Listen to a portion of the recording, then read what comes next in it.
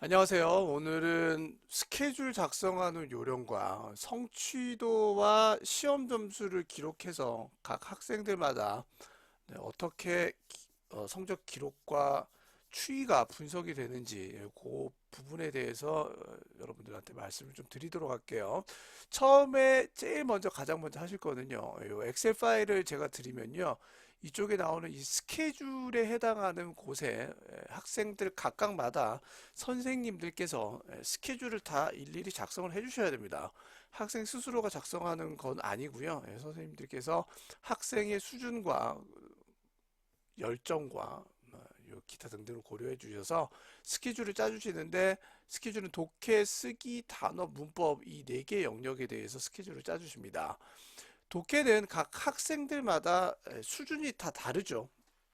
어떤 친구들은 굉장히 집중 못하는 친구도 있고, 어떤 친구들은 또 잘하는 친구가 있고, 반드시 앞에 레벨 3인지 레벨 4단계인지 레벨 5단계인지를 적어 주셔야 되고요.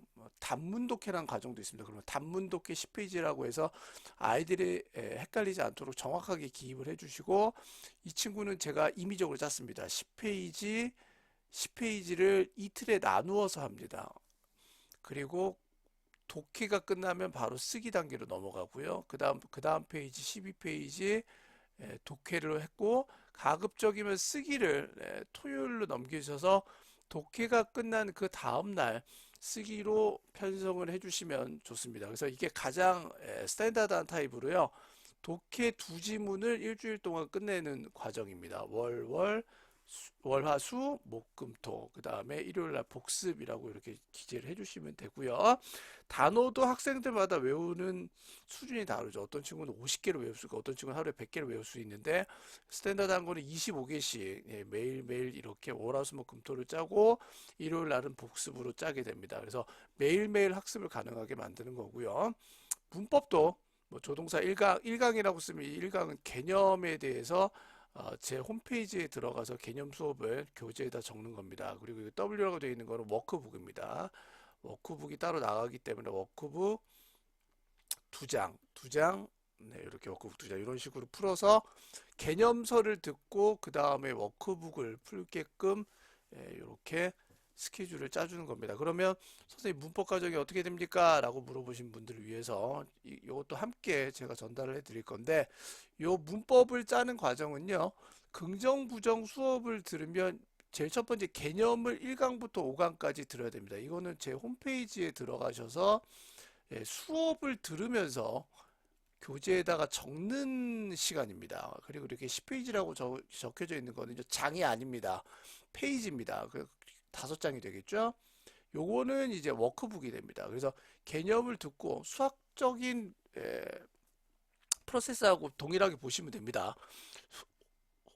홈페이지에서 수업을 듣고, 수업을 들은 거를 선생님이 직접 실시간이나 오프라인에서 확인을 다 하시고, 그 다음에 워크북을 5장을 풀고, 이 과정이 또 끝나면 개념 6강하고 7강을 듣고, 그 다음에 워크북을 9페이지를 풀게 됩니다. 이런 식으로 긍정 부정 과정이 쭉 나가면 조동사 과정이 들어가서 이 과정을 끝나면 위로 넘어갑니다. 투부정사를 넘어서 시제로 넘어서 절각으로 쭉 가게 되면 이게 저희 학원의 순서가 됩니다. 품사와 형식, 특수구문으로 쭉 가서 관계대명사 수동태까지가 완성이 되면 전체 이게 중등부 과정이 완성이 되는 거고, 고등부 과정으로 올라가면 고등부 개념의 1강, 2강 수업입니다. 그래서 43강까지 수업이 있고요. 위에부터는 고등 문제 풀입니다. 그래서 1강부터 2강 이렇게 이 표를 보시고 수업 일정을 짜주시면 됩니다. 이게 문법이고요. 독해 역시 보시다시피 가장 낮은 단계가 단문 독해라는 과정인데, 이게 1강 1번부터 1강 5번까지 수업이 있고, 2강 1강부터 2강 7번까지 가서 10강 1번부터 10강 6번까지가 전체 과정입니다. 그래서 선생님들이 단문 독해를 수업 듣고 있는 친구가 있으면 단문 독해라고 해주시고, 1-1, 1-2 이걸 뭐 월요일 날 짜주시고, 화요일 날은 1-3, 1-4 이렇게 짜주셔서 1-5에서 끝나죠. 그러면 다시 2가 2-1강으로 넘어가기 때문에 보시고 짜주시면 되고요. 그 다음 베이직 단계가 32페이지까지 되고 3단계부터가 40페이지, 30페이지 이렇게 페이지 수를 보시고 수업을 짜주시면 됩니다. 10페이지 이게 한 지문이 됩니다. 이 지문 하나에 대해서 독해도 수업 표를 작성해 주시면 되겠습니다. 이렇게 스케줄표가 끝나면요.